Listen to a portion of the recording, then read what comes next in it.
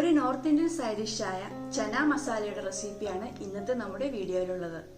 ഇത് ചപ്പാത്തി, പൂരി, നാൻ, ബട്ടൂര എന്നിവയുടെയൊക്കെ കൂടെ നല്ലൊരു കോമ്പിനേഷനാണ്.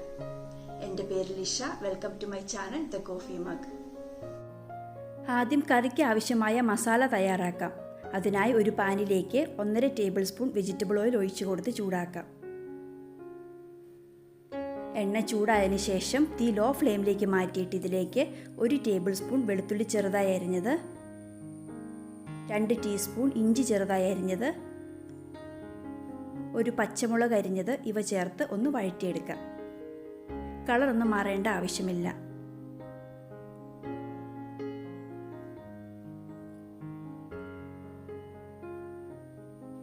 ഇനി ഇതിലേക്ക് 2 മീഡിയം സൈസ് സവോള ചെറുതായി അരിഞ്ഞതും 1 ടീസ്പൂൺ ഉപ്പും ചേർത്ത് തീ മീഡിയം ഫ്ലെയിമിൽ വെച്ചിട്ട് വഴറ്റിയെടുക്കാം. സവോള നന്നായി വെന്ത് സോഫ്റ്റായി ഒരു ലൈറ്റ് ഗോൾഡൻ ബ്രൗൺ കളറിലേക്ക് വരണം. അതുവരെ ഇളക്കി കൊടുത്തുകൊണ്ട് വഴറ്റിയെടുക്കാം. ഇപ്പോൾ ആവശ്യത്തിന് വഴന്ന് കളറൊക്കെ മാറി വന്നിട്ടുണ്ട്. ഇനി തീ ലോ ഫ്ലെയിമിലേക്ക് മാറ്റിയിട്ട് പൊടികൾ ചേർത്ത് കൊടുക്കാം. അതിനായി 1 ടേബിൾ സ്പൂൺ മല്ലിപ്പൊടി, 1/2 ടീസ്പൂൺ മഞ്ഞൾപ്പൊടി, 2.5 ടീസ്പൂൺ മുളക് പൊടി. ഇതിൽ 1/2 ടീസ്പൂൺ നാടൻ മുളക് പൊടിയും 2 ടീസ്പൂൺ കാശ്മീരി മുളക് പൊടിയുമാണ്. 1/2 ടീസ്പൂൺ ജീരകം പൊടിച്ചത്, 1/2 ടീസ്പൂൺ ഗരം മസാല.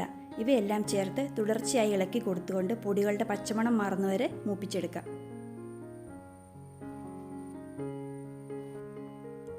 ഇപ്പോൾ പൊടികളൊക്കെ മൂത്ത് നല്ല മണം വന്നിട്ടുണ്ട്. ഇനി ഇതിലേക്ക് 2 മീഡിയം സൈസ് തക്കാളി ചെറുതായി അരിഞ്ഞത് ചേർത്ത് ഇളക്കി കൊടുത്തുകൊണ്ട് 2 മിനിറ്റ് വഴറ്റിയെടുക്കാം. ഈ സമയം തീ മീഡിയം ഫ്ലെയിമിലായിരിക്കണം.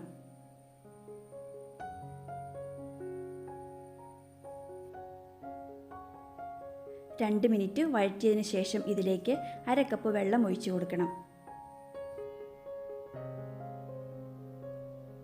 ഇത് നന്നായി യോജിപ്പിച്ചതിന് ശേഷം തിളച്ച് വരുമ്പോൾ തീ ലോ ടു മീഡിയം ഫ്ലെയിമിൽ വെച്ച് മൂടി വെച്ച് വേവിച്ചെടുക്കാം.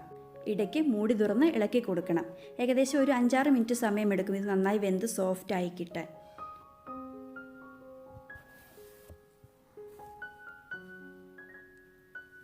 ഇപ്പോൾ ഇവ നന്നായി വെന്ത് കിട്ടിയിട്ടുണ്ട്. ഇനി തീ ഓഫ് ചെയ്തിട്ട് മാറ്റിവെക്കാം. അടുത്തതായി കടല വേവിച്ചെടുക്കണം. അതിനായി ഒരു പ്രഷർ കുക്കറിലേക്ക് 1 ടേബിൾ സ്പൂൺ വെജിറ്റബിൾ ഓയിൽ ഒഴിച്ചു കൊടുത്ത് ചൂടാക്കാം. എണ്ണ ചൂടായി വരുമ്പോൾ തീ ലോ ഫ്ലെയിമിലേക്ക് മാറ്റിയിട്ട് ഇതിലേക്ക് 1/4 ടീസ്പൂൺ ജീരകം ചേർത്ത് കൊടുക്കാം. ഇതിൻ്റെ കൂടെ തന്നെ 3 ഗ്രാമ്പൂവിൻ്റെ ടേസ്റ്റ് മുന്നോട്ട് നിൽക്കണ്ട എങ്കിൽ 2 എണ്ണം ചേർത്താൽ മതി കേട്ടോ. ഒരു വലിയ ഏലക്ക തൊലി കളഞ്ഞെടുത്തത്, 2 ചെറിയ ബേ ലീഫ് ഇവ ചേർത്തൊന്ന് റോസ്റ്റ് ചെയ്തെടുക്കാം.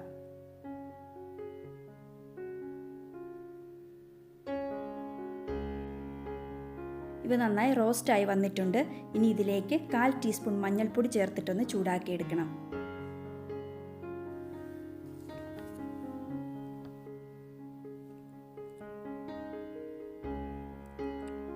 അടുത്തത് നമുക്കിതിലേക്ക് കടല ചേർത്ത് കൊടുക്കണം. ഞാനിവിടെ അളവ് കപ്പിന് 1 കപ്പ് കടല, ഇത് 200 ഗ്രാം ഉണ്ട് കേട്ടോ. ഇത് ഓവർനൈറ്റ് സോക്ക് ചെയ്ത് വെച്ചിരുന്നതാണ്. കുറഞ്ഞത് ഒരു 6 മണിക്കൂറെങ്കിലും വെള്ളത്തിൽ കുതിർത്ത് വെക്കുകയാണെങ്കിൽ വെന്ത് കിട്ടാൻ എളുപ്പമുണ്ടായിരിക്കും. നന്നായി കഴുകിയെടുത്ത കടല പ്രഷർ കുക്കറിലേക്ക് ഇട്ട് കൊടുക്കാം.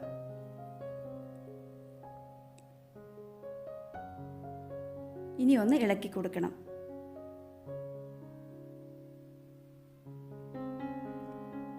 അടുത്തത് നമ്മൾ ഉണ്ടാക്കി വെച്ചിരിക്കുന്ന മസാല ചേർത്ത് കൊടുക്കാം. ഇതിൽ കുറച്ച് മസാല ഞാൻ മാറ്റി വെച്ചിട്ട് ബാക്കിയുള്ളവ ചേർത്ത് കൊടുക്കുകയാണ്. മാറ്റി വെച്ചിരിക്കുന്ന മസാലക്കൂട്ടും കടല വെന്ത് കഴിയുമ്പോൾ അതിൽ നിന്ന് കുറച്ച് കടലയും എടുത്ത് മിക്സിയുടെ ജാറിലിട്ട് നല്ല പേസ്റ്റ് പരുവത്തിൽ അരച്ചെടുക്കണം. എന്നിട്ട് കറിയിലേക്ക് ചേർക്കുകയാണെങ്കിൽ ഗ്രേവി നല്ല തിക്കായിട്ട് കിട്ടും. ഇനി ഇതിലേക്ക് 3/4 ടീസ്പൂൺ ഉപ്പും 1.5 കപ്പ് വെള്ളവും ചേർത്തിട്ട് നന്നായി ഒന്ന് ഇളക്കി യോജിപ്പിച്ചെടുക്കാം.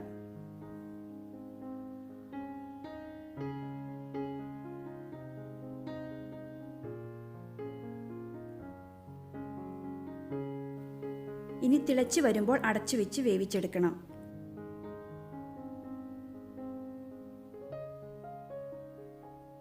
തിളച്ച് ആവി പുറത്തേക്ക് വരുമ്പോൾ വെയിറ്റ് വെച്ചിട്ട് കുക്ക് ചെയ്യാം. ഹൈ ഫ്ലെയിമിൽ ഒരു വിസിൽ വന്നതിന് ശേഷം തീ ലോ ഫ്ലെയിമിലേക്ക് വെച്ചിട്ട് 10 തൊട്ട് 15 മിനിറ്റ് വരെ കുക്ക് ചെയ്തെടുക്കണം. എന്നിട്ട് തീ ഓഫ് ചെയ്തിട്ട് പ്രഷർ പോകാനായിട്ട് അനുവദിക്കണം.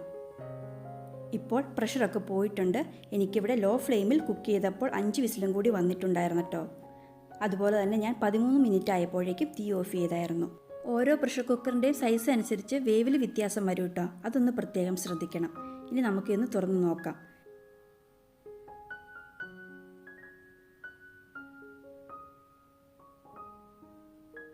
കടല നന്നായി വെന്ത് വന്നിട്ടുണ്ട്.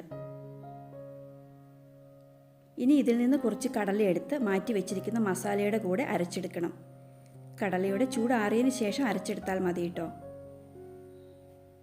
അടുത്തതായി ഒരു പാനിലേക്ക് വേവിച്ച് വെച്ചിരിക്കുന്ന കടല ഇട്ട് കൊടുക്കാം.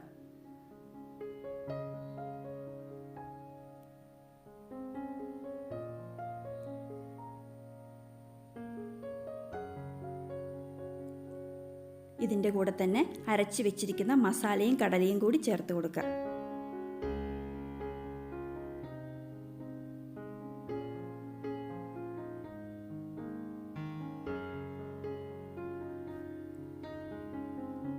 അര കപ്പ് വെള്ളം കൂടി ഒഴിച്ച് മിക്സിയുടെ ജാറൊന്ന് കഴുകി ഒഴിക്കാം. ഇനി ഇവ നന്നായി ഒന്ന് യോജിപ്പിച്ചെടുക്കണം.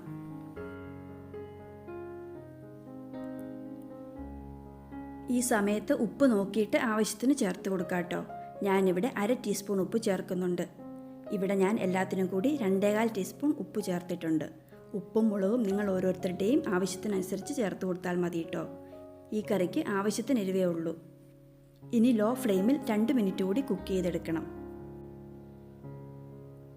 ഇതിലുള്ള ബേ ലീഫ് എടുത്ത് കളയാട്ടോ.